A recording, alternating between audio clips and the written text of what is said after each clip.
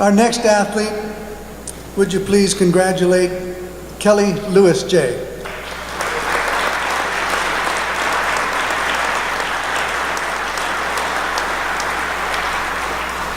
Kellie was a four-time Sierra Foothill League basketball champion from 1991 to 1994. She was the Sierra Foothill League Most Valuable Player in her senior year in 1994.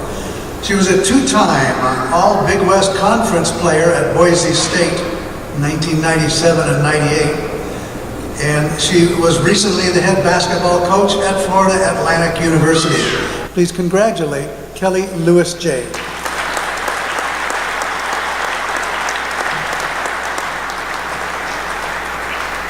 This is an amazing honor for me. I'm thankful to be here today to accept this award.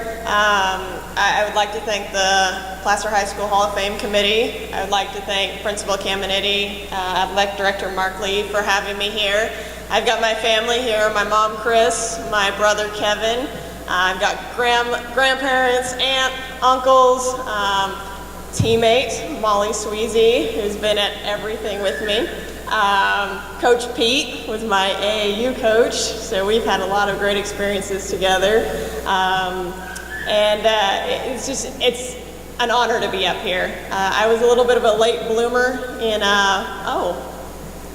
Kobe, my 13-year-old daughter back there, and she wanted me to put a disclaimer out here, she does not play basketball.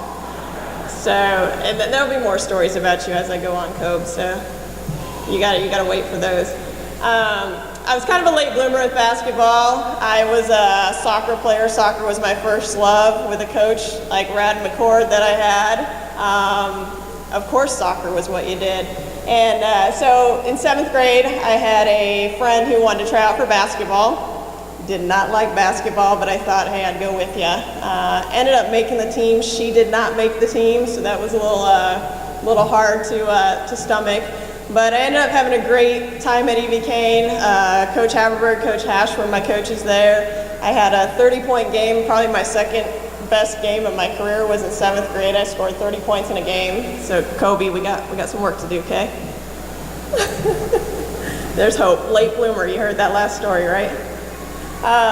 So I had a tremendous time at E.V. Kane. Then I got here to Placer High School. And some things that I remember from Placer, Terry Wren, big time friend, big time supporter, Coach Blanca. I remember Dan Songer sitting up in that booth and broadcasting all our games. And I heard from Dan even when he moved to Paducah, Kentucky throughout my college career. Special time for me. My high school coach, Coach Mallory, was has been a friend, has been a supporter throughout my entire career. No matter where I've been, no matter what I've done, he's been right there to support me along the way. You know, it's cliche, but I remember the experiences. I remember the tournaments in Pinole, the tournaments in Anderson, going to South Lake Tahoe for the summer tournaments, the 4th of July. Those are the things I remember, being with my teammates, being with my coaches.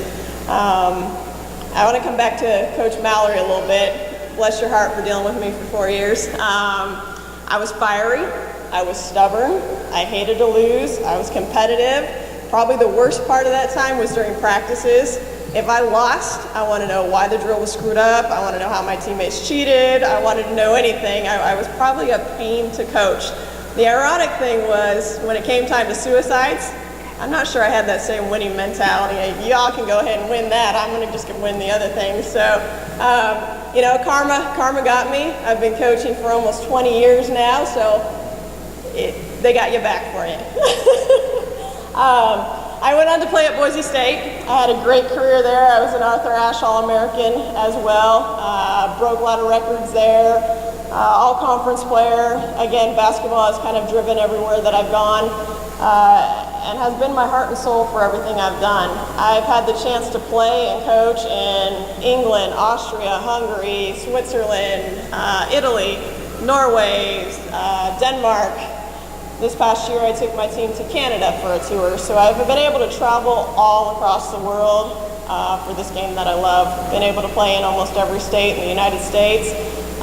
It's been an unbelievable experience. My daughter is 13 years old. She's been to 35 states because of the game of basketball. She's been to a foreign country. She's sat in arenas that most people dream to sit in and be a part of. So it's been an amazing experience. I think one of the hardest things with coaching young athletes is to get them out of their comfort zone, to make them uncomfortable, to push them to something that they never thought they could be. I had coaches along the way that did that for me, who made me uncomfortable, who saw things in me that I never saw in myself. So I hope to do that when I'm out there coaching. When I took my team on a tour last summer through Canada, one of our points that we stopped was at Whistler. And we were actually on the tour with the University of Charlotte men's basketball team.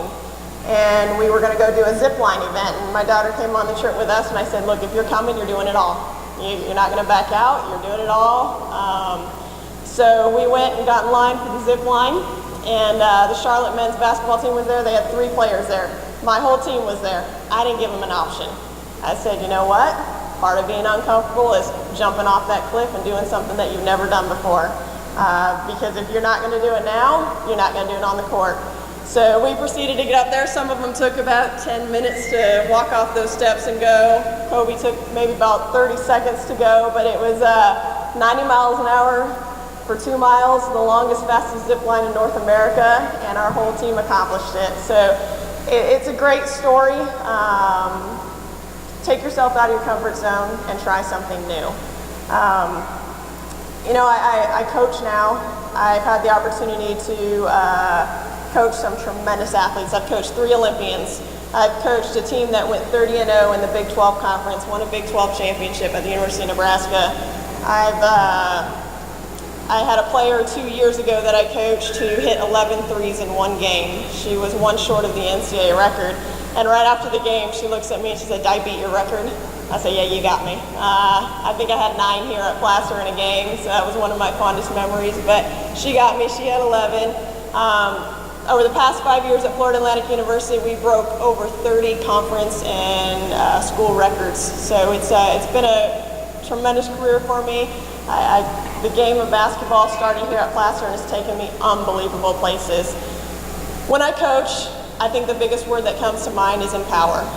And my goal is to empower young women to be something they never thought they could be, to dream big, to chase those dreams. And I had a friend of mine tell me just last week that says, he came up to me and said, "I really admire you. You teach your daughter and you teach your athletes to not accept the glass slipper, but to shatter the glass ceiling."